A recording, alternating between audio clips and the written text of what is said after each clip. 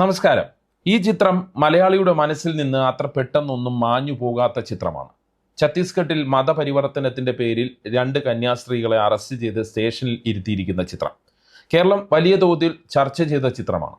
ഈ ചിത്രം തദ്ദേശ തെരഞ്ഞെടുപ്പിൽ BJPക്ക് വലിയ തിരിച്ചടിയായി എന്ന് കേരളത്തിലെ BJP തന്നെ വിലയിരുത്തിയിരിക്കുന്ന ഒരു സാഹചര്യത്തിലാണ് ഞാൻ ഈ വീഡിയോയുമായി വന്നത്. അതായത് സുരേഷ് ഗോപിയുടെ തൃശ്ശൂരിലെ ആക്ഷൻ പ്ലാൻ പൊളിഞ്ഞു പാളീസായെന്ന് BJP നേതാക്കൾ തന്നെ പറയുകയാണ്. ഒപ്പം രാജീവ് ചന്ദ്രശേഖരന്റെ പരിചയക്കുറവും പണിയായെന്നും BJPയിൽ വിമർശനം ഉയർന്നു എന്നാണ് വാർത്ത. തിരുവനന്തപുരം നഗരസഭ ആ ഒരു നേട്ടം ഒഴിച്ചു നിർത്തിയാൽ എന്തായിരുന്നു BJPയുടെ മോഹമെന്നും പക്ഷേ എന്താണ് സംഭവിച്ചതെന്നും നമുക്ക് പരിശോധിക്കാം. തൃശ്ശൂരിൽ സുരേഷ് ഗോപി ഉണ്ടാക്കിയ മുന്നേറ്റത്തോടെ കേരളത്തിലെ ആകെയുള്ള ക്രിസ്ത്യൻ സമൂഹം BJPക്കൊപ്പം നിൽക്കും, BJP ഇതാ കേരളത്തിൽ വലിയ മുന്നേറ്റം ഉണ്ടാക്കാൻ പോകുന്നു എന്നൊക്കെയുള്ള പ്രചാരണം വലിയ തോതിൽ നിലനിന്ന പശ്ചാത്തലത്തിലാണ് കേരളത്തിൽ തദ്ദേശ തെരഞ്ഞെടുപ്പ് നടന്നത്. സുരേഷ് ഗോപിയെ മുൻനിർത്തി BJP ഉണ്ടാക്കിയ പദ്ധതി, അതായത് ക്രിസ്ത്യൻ സമൂഹത്തിന്റെ പിന്തുണ നേടുക എന്ന പദ്ധതി, അതിനുവേണ്ടി ക്രിസ്ത്യൻ ഔട്ട്റീച്ച് പ്രോഗ്രാമുകൾ ഉണ്ടാക്കി സഭ പറയുന്ന ആളുകളെ സ്ഥാനാർത്ഥിയാക്കുകയും മറ്റും ചെയ്തു. അത് തൃശ്ശൂരിൽ മാത്രമല്ല മറ്റ് പലയിടത്തും നടന്നു. എന്നാൽ ഈ രാഷ്ട്രീയ നീക്കം അമ്പയെ പരാജയപ്പെട്ടു എന്നാണ് തദ്ദേശ തെരഞ്ഞെടുപ്പ് നമുക്ക് നൽകുന്ന ചിത്രം. അതായത് BJPയുടെ ക്രിസ്ത്യൻ ഔട്ട്റീച്ച് പദ്ധതി അമ്പെ പാളി എന്ന് കണക്കാക്കാം. തിരുവനന്തപുരം നഗരസഭ പിടിച്ചതും മറ്റും വലിയ നേട്ടമായി പറയുമ്പോഴും സംസ്ഥാനത്ത് ആകെ BJPക്ക് വലിയ തിരിച്ചടി കിട്ടിയെന്നാണ് കണക്കുകൾ പരിശോധിക്കുമ്പോൾ മനസ്സിലാകുന്നത്. കെ സുരേന്ദ്രന്റെ കാലത്തുണ്ടാക്കിയ നേട്ടം രാജീവ് ചന്ദ്രശേഖരന്റെ കാലത്ത് അവകാശപ്പെടാൻ കഴിയാത്ത സാഹചര്യം. തിരുവനന്തപുരം നഗരസഭ എന്ന നേട്ടം ഒഴിച്ചു നിർത്തിയാൽ ബാക്കി എല്ലായിടത്തും BJPക്ക് കനത്ത തിരിച്ചടിയാണ് കിട്ടിയത്. പ്രത്യേകിച്ച് സുരേഷ് ഗോപിയുടെ ആക്ഷൻ കണ്ട തൃശ്ശൂരിൽ. മധ്യ കേരളത്തിൽ PC ജോർജിനെയും മകനെയും ഇറക്കി ക്രിസ്ത്യൻ മേഖലകളിൽ നടത്തിയ നീക്കങ്ങളും നമ്മുടെ മുന്നിലുണ്ട്. പക്ഷേ എന്താണ് സംഭവിച്ചത്? അത് BJP തന്നെ വിലയിരുത്തിയിട്ടുണ്ട്. തൃശ്ശൂരിൽ സംഭവിച്ചത് സുരേഷ് ഗോപി വിരുദ്ധ തരംഗം എന്നാണ് BJPക്കുള്ളിലെ ഒരു വിഭാഗം തന്നെ വിമർശിക്കുന്നത്.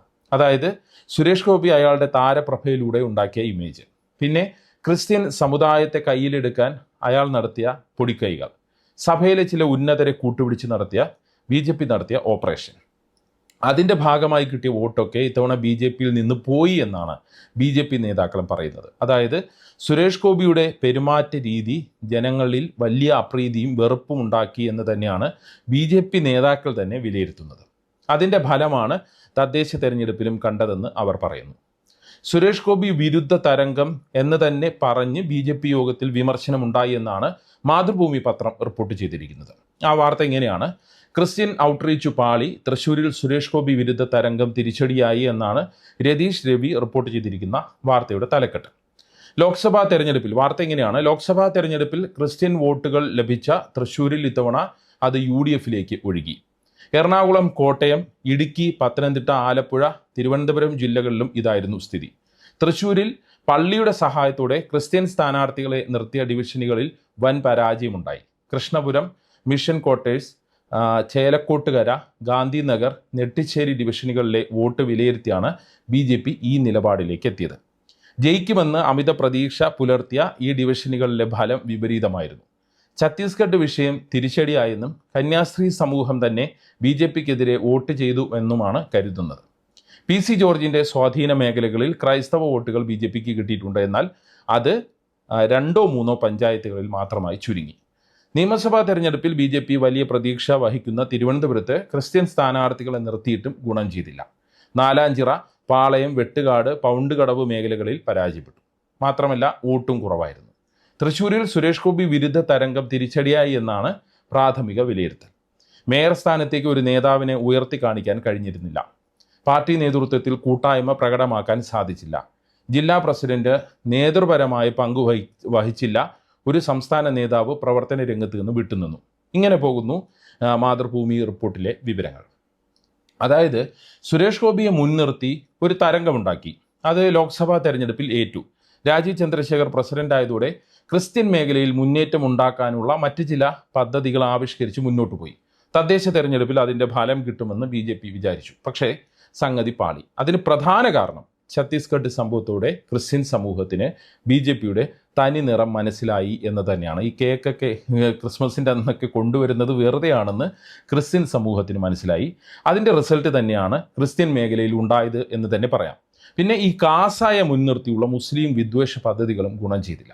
അത് ആകെയുള്ള ഫലം വിലയിരുത്തിയാൽ മനസ്സിലാകുന്ന കാര്യവുമാണ്. അതായത് BJPയുടെ രാഷ്ട്രീയ കുതന്ത്രങ്ങൾ തദ്ദേശ തെരഞ്ഞെടുപ്പിൽ അമ്പേ പരാജയപ്പെട്ടു എന്ന് തന്നെ നമുക്ക് പറയാം.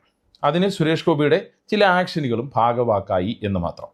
തൃശ്ശൂരിലെ കാര്യം പ്രത്യേകമായി എടുത്താൽ ലോക്സഭാ തെരഞ്ഞെടുപ്പിൽ നേടിയതിനേക്കാൾ 2 ലക്ഷത്തോളം വോട്ട് BJPക്ക് കുറഞ്ഞു എന്നാണ് തദ്ദേശ തെരഞ്ഞെടുപ്പ് ഫലം വിലയിരുത്തുമ്പോൾ മനസ്സിലാക്കാൻ പറ്റുന്നത്. കഴിഞ്ഞ ലോക്സഭാ തെരഞ്ഞെടുപ്പിൽ കോൺഗ്രസിൽ നിന്ന് BJPയിലേക്ക് പോയ വോട്ടുകൾ UDFയിലേക്ക് തന്നെ തിരിച്ചു വരുന്ന കാഴ്ചയാണ് തദ്ദേശ തെരഞ്ഞെടുപ്പിൽ കാണാൻ കഴിയുന്നത്. പാർലമെന്റിൽ നഷ്ടപ്പെട്ട വോട്ടിന്റെ 71% UDFയിലേക്ക് തിരിച്ചെത്തിയിട്ടുണ്ട്. അത് LDFയിലേക്ക് പോയിട്ടില്ല, അത് ശ്രദ്ധിക്കണം.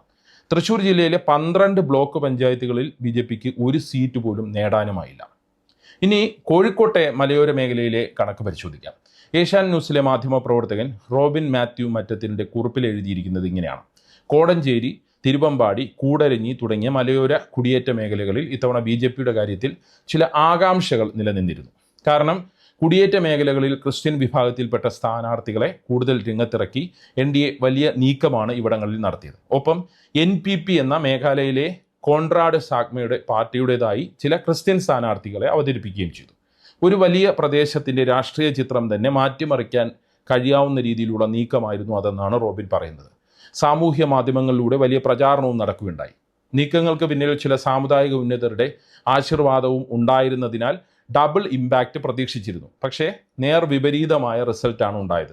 3 പഞ്ചായത്തുകളിലും UDFന് വലിയ നേട്ടമുണ്ടായി.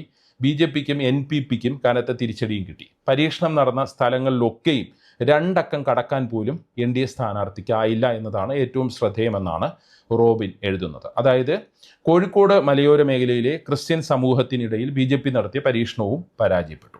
ഏറ്റവും ഒടുവിൽ പ്രദീപ് കോശി എഴുതിയ ഒരു ഫേസ്ബുക്ക് പോസ്റ്റ് വായിച്ച് നമുക്ക് ഈ വീഡിയോ അവസാനിപ്പിക്കാം. രസകരമായ ഒരു പോസ്റ്റാണ്.